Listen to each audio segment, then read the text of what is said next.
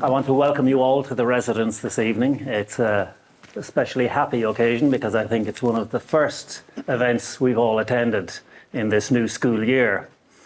New school years, of course, are always very nice because we meet all our old friends again and off we go.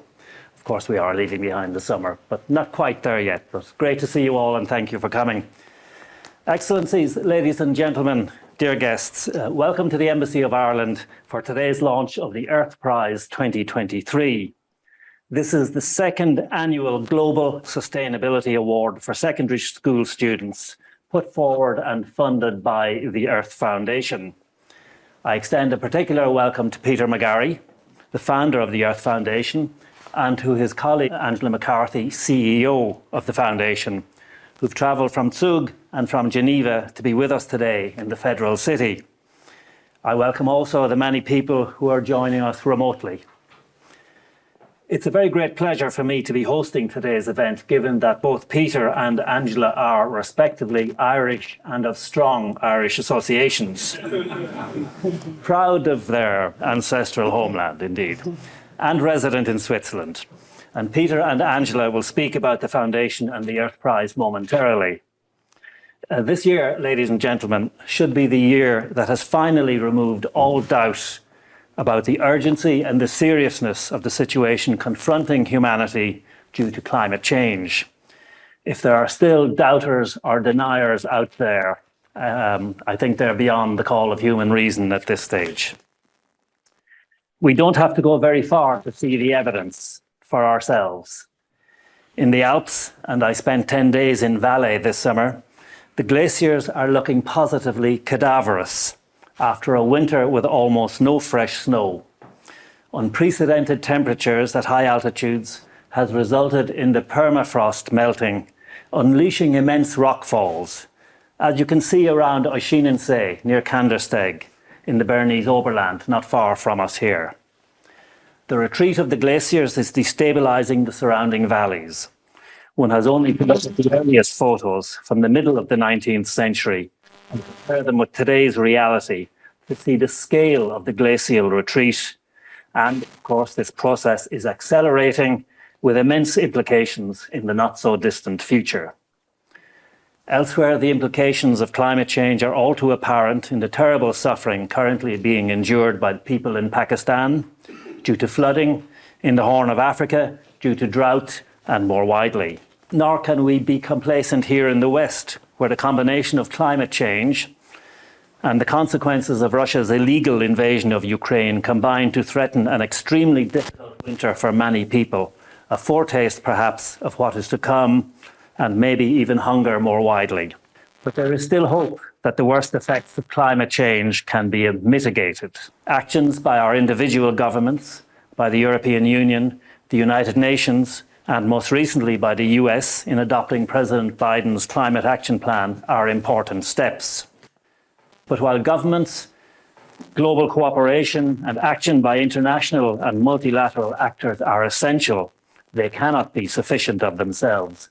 Ordinary people, men, women and children, must be mobilized in the cause of saving planet Earth if we are to offset the worst effects of climate change. Think global, act local must be our motto.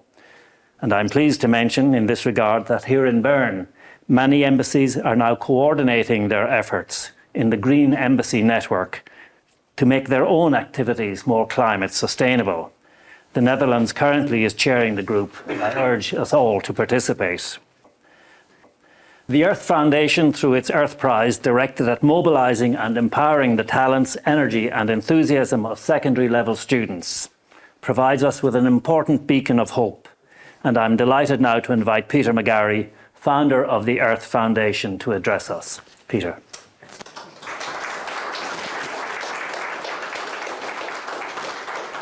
My name is Peter Mcgarry, and it's very special for me to be here as a fellow Irishman at the Irish Embassy here in Bern, Switzerland.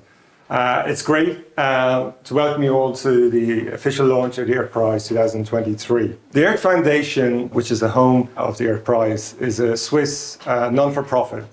It's based in Geneva. It's got a team led by Angela Mccarthy. But I'd also like to shout out and thank the Diana, Kamal, and Annette, who worked tirelessly, and also John Mccarthy, wherever you are, for all your help. Today's event wouldn't have happened, obviously, without the special hosting by Ambassador Hickey, but also by the staff here at the Irish Embassy, Claire and Carmen in particular, so we thank them all. From day one, this idea was meant to be global. And I don't think I've ever been in a room that felt more global, personally. So it's absolutely amazing to have so many ambassadors and representatives from countries all around the world. We've got about 50 countries represented here today, and that's really special. And thank you. We also have a lot of Swiss diplomats, ambassadors, and embassies online, and they were a fantastic help last year when we launched the prize initially, and it's great to have their continued support. Also here in Turkey, I'd like to just quickly touch on who is on our foundation board of directors. Thank you, Fritz. We've also got Professor G.A., who is a thought leader when we decided to make educational materials for these kids. Thank you, Professor, for coming. We also have some teachers here in person, teachers who traveled a long way and close, some from Bern. And it's really fantastic that they're here and they're enthusiastic about bringing this competition into their classrooms. And lastly, our very special guests who are joining us from around the world virtually, all the parents, the teachers, and the students. Thank you all for joining us today. So why is there an Earth Prize? Well, it was born out of my ignorance. I used to work in Geneva. Back in September 2019, I was sitting in my office, and suddenly there was a loud commotion outside the window. And I walked over to the window, and I looked down on the street, and there were hundreds, and then there were thousands of kids marching by. And they were chanting, and they were cheering, and they were shouting, they were waving homemade placards, and it was really quite a sight to be seen in a normally sleepy Geneva. And all those kids, and millions more like them around the world, had been inspired by one kid, a 15-year-old in Sweden who had sat outside the parliament. That kid we all know is Greta Thunberg, and I think it's quite powerful that one kid could influence so many. And those kids also influenced me. And I did not know about this initiative back then, and so little did I know that when I went home that evening for dinner, and I told it to my daughter, she said, "You do realize I was right at the front of that march." So that's how all of us can relate to not knowing what goes on in our teenagers' lives. But what it really struck to me, that was the moment where I realized, I should do something about this issue. And there was no hiding from it anymore. And I spent about 6 months. I did a lot of thinking, a lot of coming up with ideas. And then in March 2020, which Geneva was a very different place, the world was a very different place. And I met Angela. We were safely distanced, don't worry. And I said, I have an idea. And the idea was a global competition for young people to turn the frustrations and the passions I'd seen out in the street into something positive. And I said, we didn't just want a competition. That wasn't enough. We needed an entire ecosystem.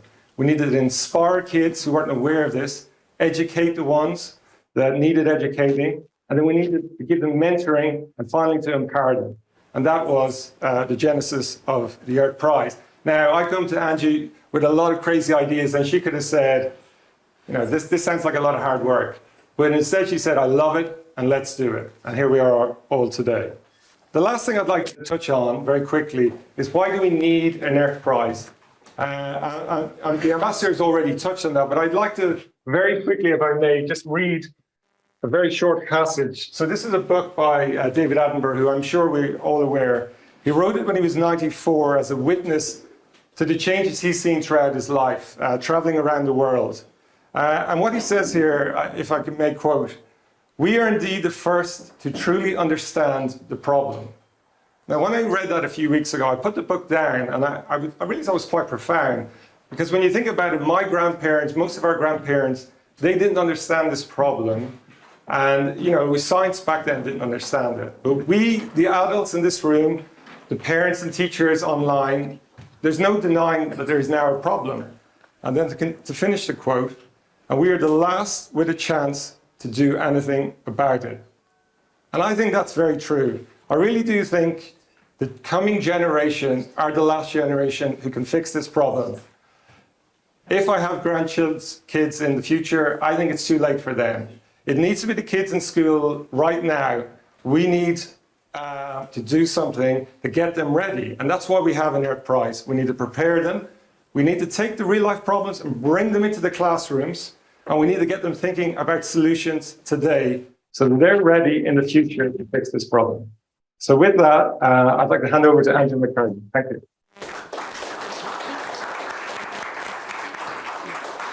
So firstly, thank you very much, Peter. And again, Ambassador Hickey and your amazing team and my amazing team for everything you've done for us to be here today. So just before I share a bit more with you, let's watch our new schools trailer.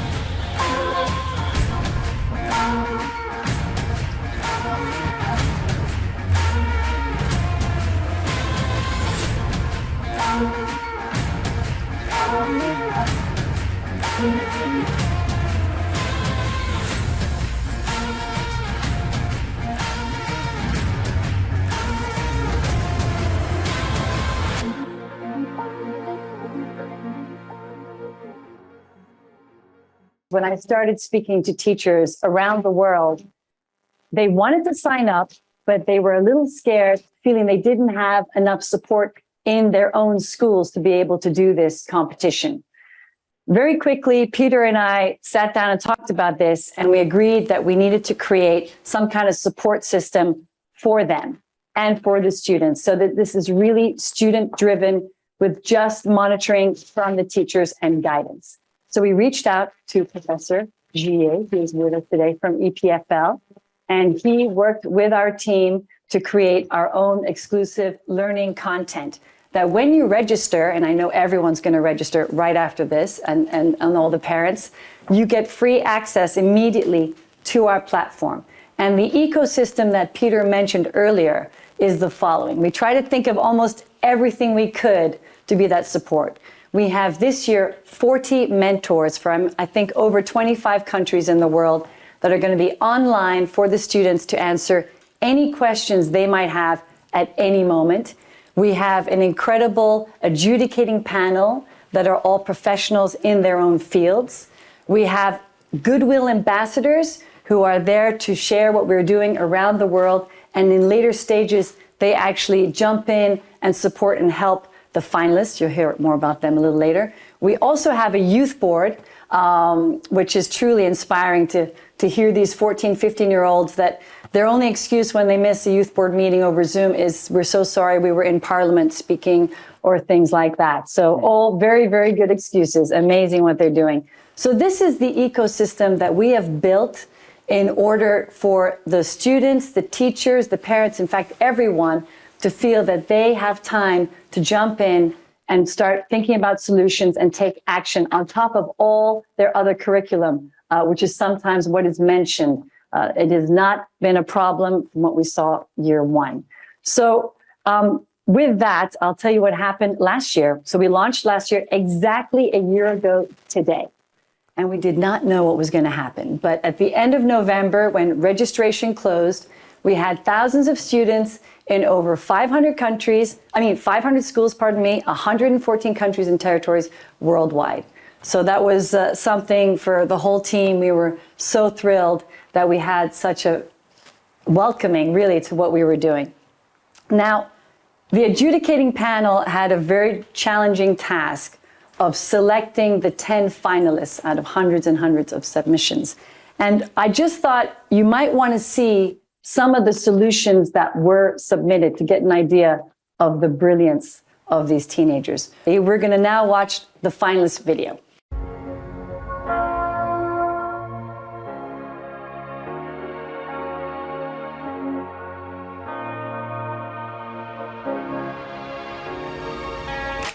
Team Rene Mask from Armenia. designing and utilizing a sustainable recycling technology for discarded medical masks.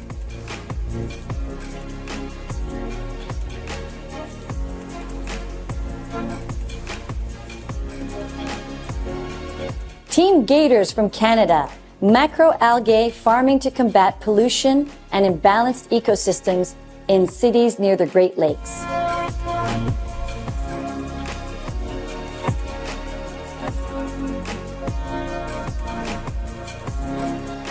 Team Viridis from Jamaica, a mobile app to help fight food waste from supermarkets.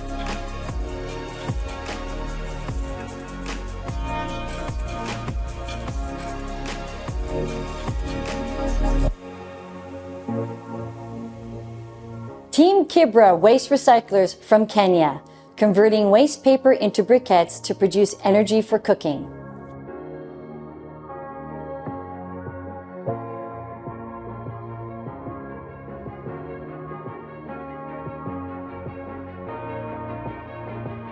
Team Sieko from South Korea, a reusable cup circulation system that replaced plastic cups at their local school.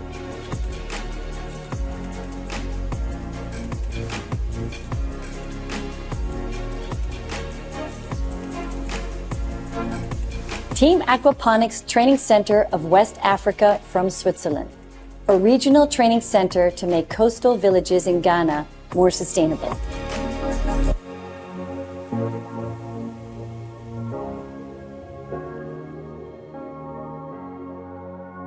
Big Gems from Taiwan, filtering kits that degrade dye wastewater produced by the textile industry.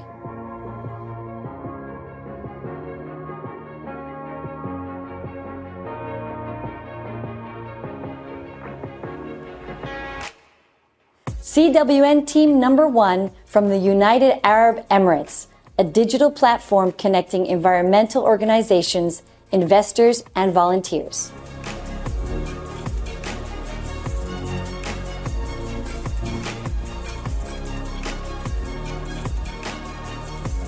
Team 1 from the United Kingdom, a collaborative solar energy project that brings together a global network of partner schools.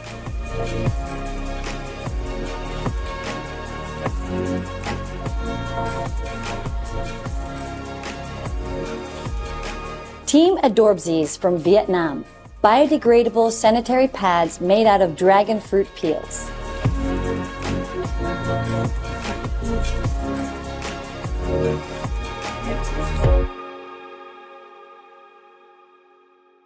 The winning team was 3 girls from Vietnam, and they came up with an incredible solution where they took the fibers from dragon fruit peel and turned it into a biodegradable sanitary pad. They also have the IP for diapers, amongst other cotton-absorbing products. So that's the kind of level that we're looking at, of quite brilliant solutions and ideas coming together. So that brings me to now, and we are launching the 2nd edition of the Earth Prize competition. And I just want to say I'm so very excited to be here today and to be in the Irish Embassy, to be able to make this announcement in front of all of you today. So registration is officially open for the Earth Prize 2023. Thank you.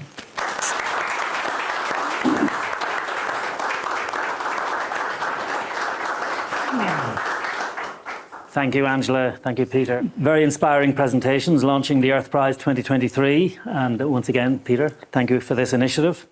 So, Excellencies, colleagues, how can we help to further this excellent initiative? The answer is by spreading the word, by amplifying the message and galvanizing our own ministries and our education ministries in our home countries. Please take with you, when you're going, I'm not rushing you out, when you're going, some of the material on the Earth Prize, and make sure that your home authorities become engaged in encouraging students to bring their undoubted talents to bear in participating in the Earth Prize 2023. Thank you again, Peter and Angela. Thank you all for attending. And please, there's no need to rush off. The reception is just starting. Thank you. Thank you.